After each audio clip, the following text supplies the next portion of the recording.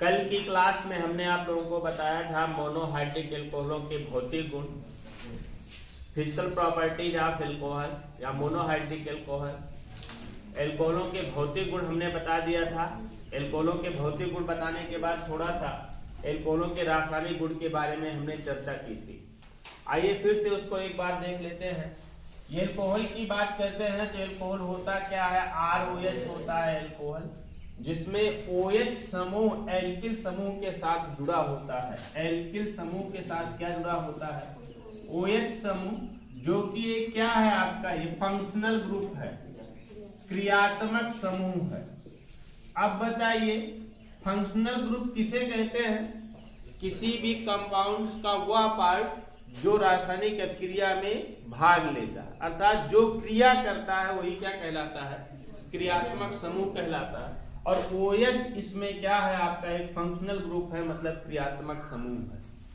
अर्थात कोई भी किसी के साथ भी रासायनिक अभिक्रिया करना होगा तो मुख्यतः कौन सा भाग अभिक्रिया करेगा?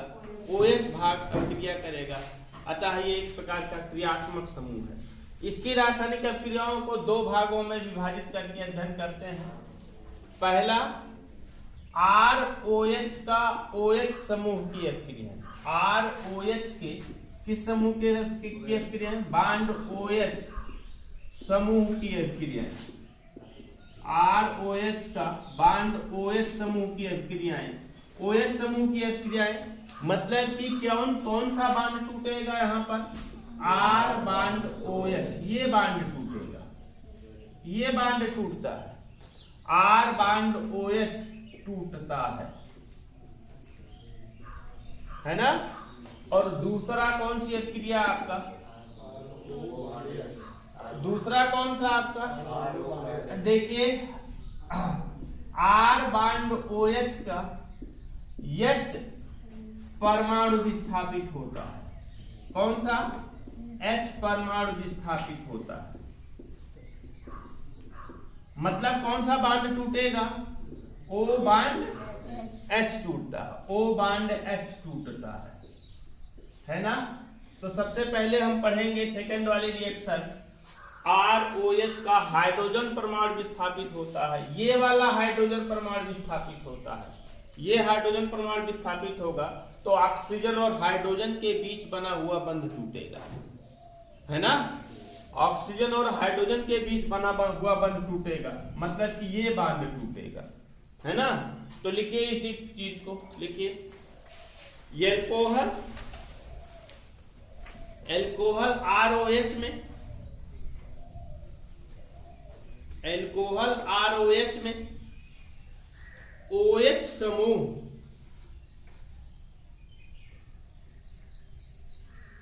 क्रियात्मक समूह के रूप में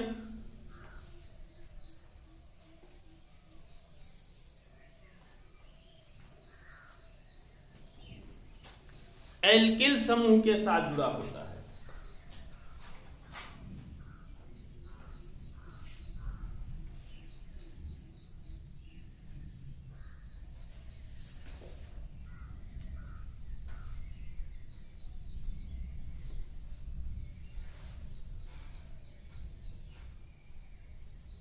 एल्कोहल की रासायनिक अभिक्रिया है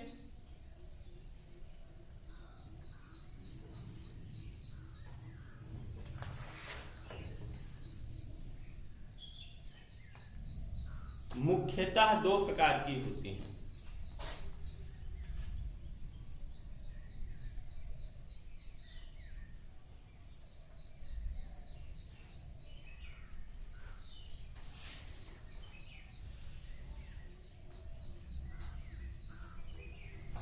पहला आप इसको लिखिएगा, वह अभिक्रियाएं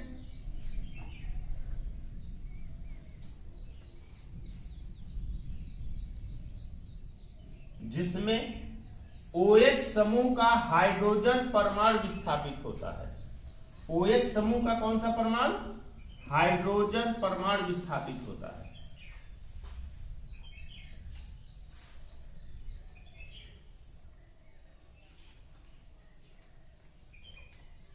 अर्थात O बांड H टूटता है, O बांड H टूटता है।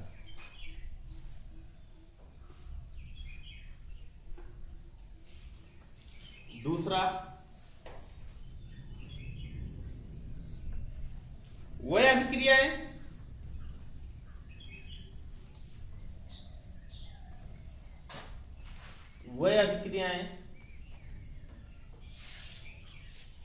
जिसमें बांड OH समूह भाग लेता है,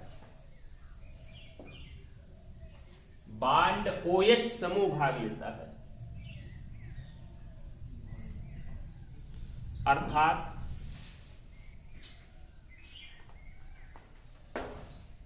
R बांड OH टूटता है, अर्थात R बांड OH टूटता है।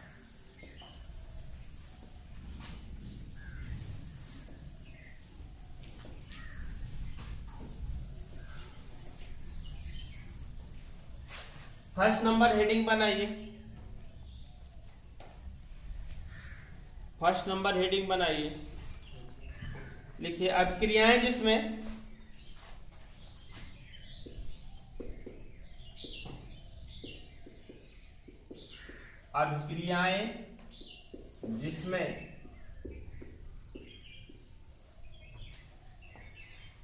हाइड्रॉक्सिल समूह की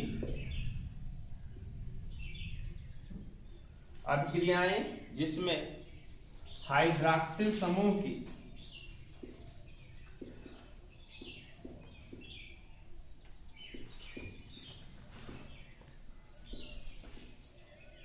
हाइड्रोजन परमाणु विस्थापित होता है,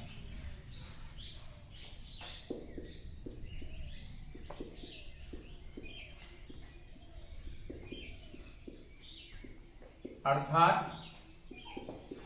क्या टूटेगा? O बांड H टूटता है, O बांड H टूटता है।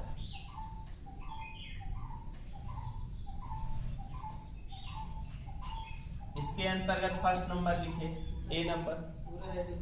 हाँ अभिक्रियाएं जिसमें हाइड्रॉक्सिल समूह के हाइड्रोजन परमाणु विस्थापित होता है, अर्थात O बांड H टूटता है। अब इसके पहले हमने बताया, पहला देखिए प्रबल धन विद्युतीय धातुओं के साथ अभिक्रिया, प्रबल धन विद्युतीय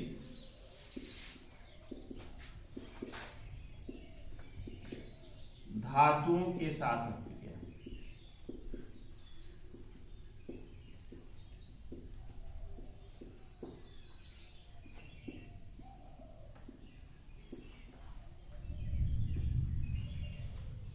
देखिए सबसे पहले जानिए कि प्रबल धन विद्युतीय धातुएं कहते किसे हैं।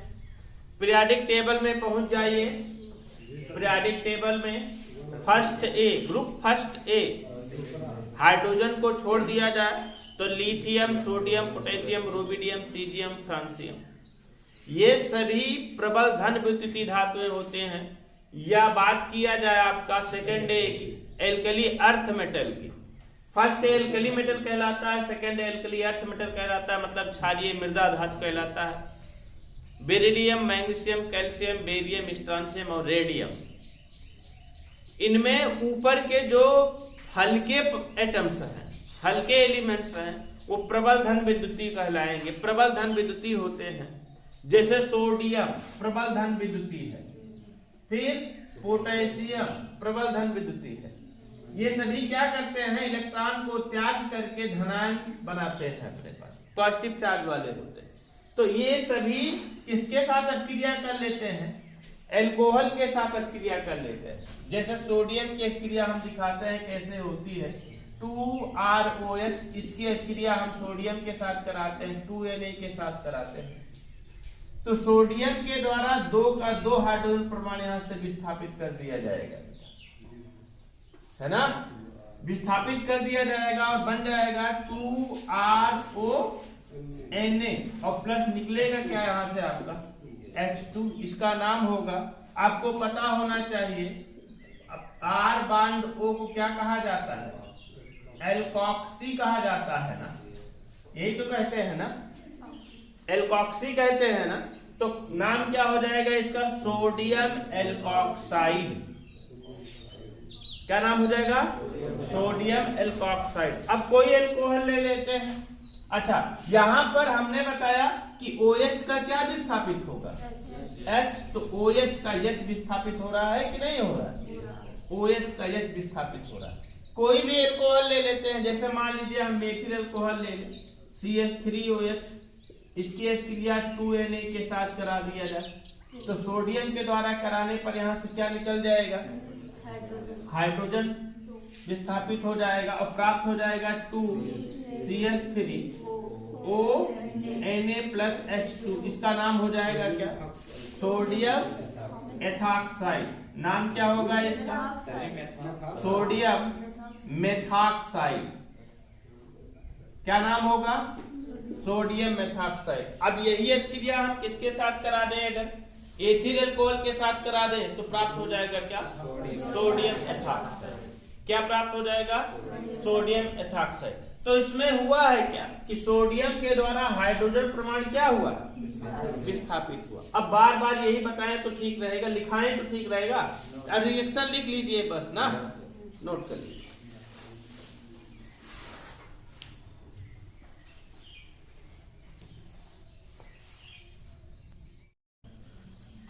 अगला देखिए, अगला पढ़ना है, V नंबर पढ़ना है आपको, कार्बोक्सिलिक अम्लों के साथ अभिक्रिया। कार्बोक्सिलिक अम्ल किसे कहेंगे?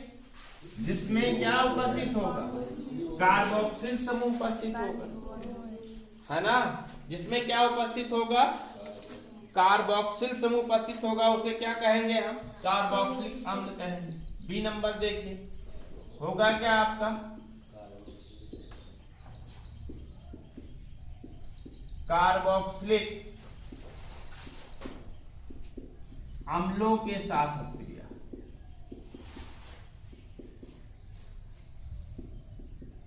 अभिक्रिया इसे ही क्या कहेंगे हम? एस्टरीकरण। एस्टरीकरण या एस्टरीफिकेशन कहा जाता है। हाँ, कैसे? सबसे पहले जानिए कि कार्बोक्सिलिक अम्ल किसे कहते हैं? RCOOH यौगिक को क्या कहा जाता है?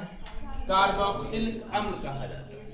क्यों? क्योंकि इसमें एक समूह उपस्थित होता है, कौन सा? बॉन्ड COOH, कार्बोक्सिल समूह उपस्थित होता है। इसे बोलते क्या है हम? कार्बोक्सिल समूह बोलते हैं। कौन सा? कार्बोक्सिल समूह बोला जाता है। ये कार्बोक्सिल समूह होता है ना? इस श्रेणी का प्राथमिक सदस्य होता है HCOOH। इसका नाम क्या होता है? क्या नाम होगा? फार्मिक अम्ल। क्या नाम होता है? हाँ, मेथेनोइक अम्ल भी होगा। सही है, मेथेनोइक अम्ल आईयूपीएसी नाम है और जनरल नेम क्या है इसका? फार्मिक अम्ल। अब देखिए दूसरा क्या होगा? CH3COOH। इसको बोलते हैं क्या? एस्टिक अम्ल, जो कि इस श्रेणी का कौन सा सदस्य है? द्वितीयक सदस्य, क्योंकि इसमें कार्बन परमाणु की संख्या कितनी है? 2। अब इसी की अभिक्रिया हमें किसके साथ कराना है?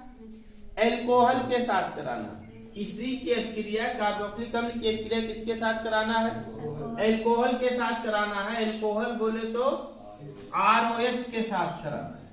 ROH के साथ कराते हैं तो किस तरीके से अभिक्रिया होती है? देखिए, कार्बोक्सिलिक अम्ल की बात करते हैं, RCOH, ROH होता है ये, और इसको हम लिख सकते हैं क्या? इसको हम उल्टा करके थोड़ा सा लिख दें। कैसे लिख दें? HOR'। यहां से विस्थापित होगा बेटा H, यहां से निकलेगा OH, बन जाएगा क्या आपका? H2O। और फिर RCOOR', मतलब कि RCO के द्वारा हाइड्रोजन परमाणु विस्थापित हो रहा है। हाइड्रोजन परमाणु के स्थान पर क्या जाकर के लग रहा है? RCO लग रहा है। मतलब बचेगा क्या आपका? RCOOR'+H2O। इसे क्या कहा जाता है? एस्टर कहते हैं। और यह क्रिया कौन सी क्रिया कहलाती है? एस्टरीकरण कहलाती हमने बताया था स्थिरीकरण के लिए, बहुत बार हमने बताया है आप लोगों को, बहुतों बार बताया है कि जिस तरीके से इनऑर्गेनिक में एसिड और बेस आपस में रिएक्शन करके साल्ट और वाटर बनाते हैं, उसी तरीके से ऑर्गेनिक में क्या होता है कि कार्बोक्सिलिक अम्ल और अल्कोहल आपस में क्रिया करके क्या बनाते हैं, एस्टर कहलाते हैं। और यह क्रिया क्या कहलाती है, एस्टरीकरण कहलाती है, अर्थात एस्टरिफिकेशन कहलाता है। समझ रहे हैं ना। अब कोई भी कार्बोक्सिलिक अम्ल लेकर के किसी भी अल्कोहल के साथ क्रिया करा देते हैं। मान लीजिए हम ले रहे हैं क्या आपका CH3COOH, नाम बोलो, एसिटिक अम्ल, एसिटिक अम्ल है। एसिटिक अम्ल की क्रिया हम करा देते हैं एथिल अल्कोहल के साथ, एथिल अल्कोहल C2H5OH, है ना। तो यहाँ से OH, यहाँ से H विस्थापित होगा और बन जाएगा क्या आपका CH3COO C2H5 और प्लस क्या निकल गया H2O। ये क्या है आपको पता होना चाहिए भैया, CH3COO को बोला जाता है कौन सा समूह, एसीटेट बोलते हैं।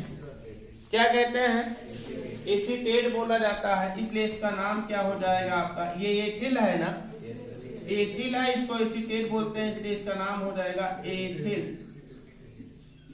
एथिल एसीटेट, एथिल एसीटेट की प्राप्ति होती है। और जो कि क्या है, एक प्रकार का एस्टर है। क्या है, एक प्रकार का एस्टर। और यह क्रिया क्या कहलाएगी, एस्टरीकरण कहलाएगी, अर्थात एस्टरिफिकेशन कहलाएगी। नोट कर लीजिए। अगला देखिए, अम्ल हाइलाइडों के साथ क्रिया। सबसे पहले तो ये जानिए कि अम्ल हाइलाइड कहते किसे हैं। अम्ल हाइलाइडों के साथ क्रिया नहीं,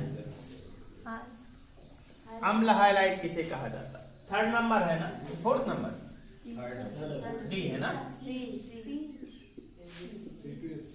अम्ल हाइलाइडों के साथ क्रिया,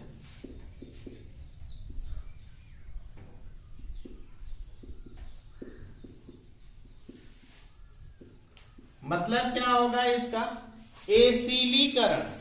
क्या नाम होगा इसका, एसिलीकरण।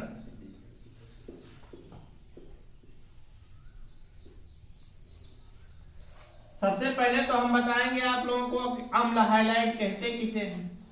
अम्ल हाइलाइड होता क्या है, देखिए मोनोकार्बोक्सिलिक अम्ल क्या होता है, RCOOH, ये क्या होता है, मोनोकार्बोक्सिलिक। अब मोनोकार्बोक्सिलिक अम्ल में से OH समूह का विस्थापन किया जाता है हाइलोजनों के द्वारा। हाइलोजन बोले तो क्लोरीन, ब्रोमीन, आयोडीन, इन सब के द्वारा विस्थापित कर दिया जाता है।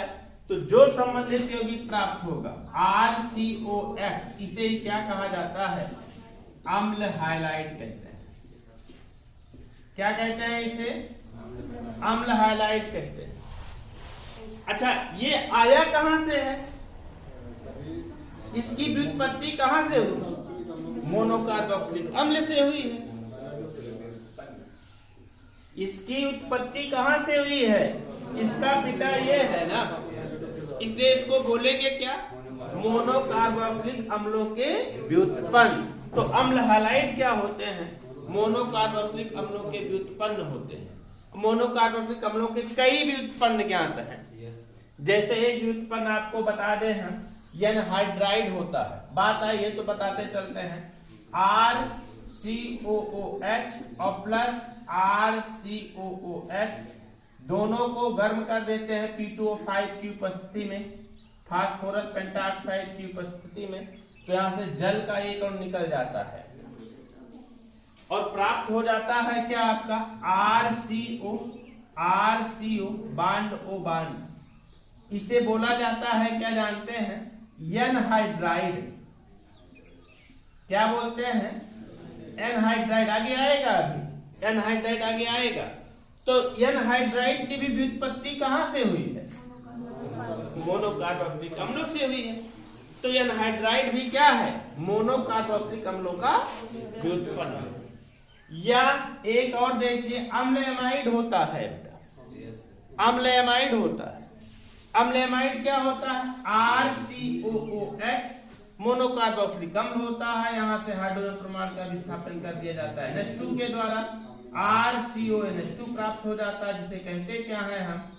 अम्ल एमाइड कहा जाता है। तो अम्ल एमाइड भी किसका व्युत्पन्न है? मोनोकार्बोक्सिलिक अम्लों का, है ना। और ये सभी क्या होते हैं? मोनोकार्बोक्सिलिक अम्लों के व्युत्पन्न होते हैं। और एस्टर तो है ही है, एस्टर तो है ही है मोनोकार्बोक्सिलिक अम्लों का व्युत्पन्न। लेकिन यहाँ पर अभिक्रिया किसके साथ कराई जानी है? अम्ल हैलाइडों की अभिक्रिया कराई जानी है। किसके साथ? एल्कोहल के साथ कराई जानी है। किसके साथ कराई जानी है? एल्कोहल के साथ कराया जाना है। और इस अभिक्रिया को एसिलीकरण कहा जाता है। आइए देखते हैं एसिलीकरण है कैसे, एसिलीकरण होता कैसे, एसिलीकरण की अभिक्रिया होती कैसे। देखिए, हम लेते हैं क्या? अम्ल हैलाइड लेते हैं। अम्ल हैलाइड का मतलब क्या? RCOX लेते हैं, RCOX अम्ल हैलाइड ले, और इसके अभिक्रिया किसके साथ? OHR- के साथ हमने करा दिया। तो यहां से बन क्या गया आपका? HX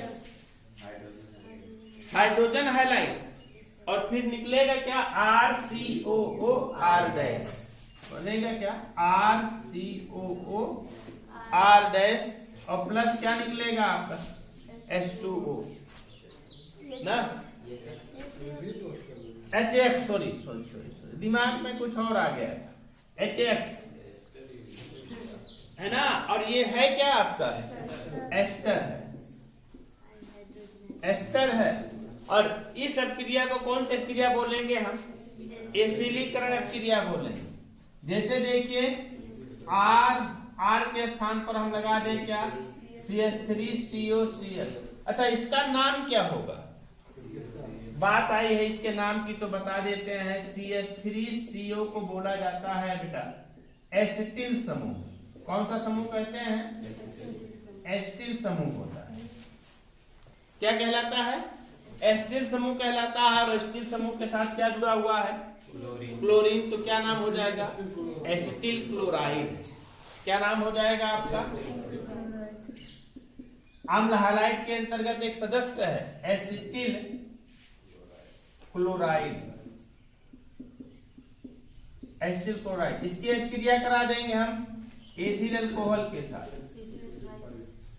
C2H5OH के साथ। यहां से क्या निकल जाएगा? HCl निकल जाएगा, और प्राप्त हो जाएगा CH3COO(C2H5) और प्लस क्या? HCl। इसका नाम क्या है? एथिल। ये है आपका acetate, ethyl acetate, ethyl acetate प्राप्त होता है, जो कि एक प्रकार का क्या है? रिएक्शन। समझ गए कि नहीं? इसको समझ गए ना? नोट कर लीजिए।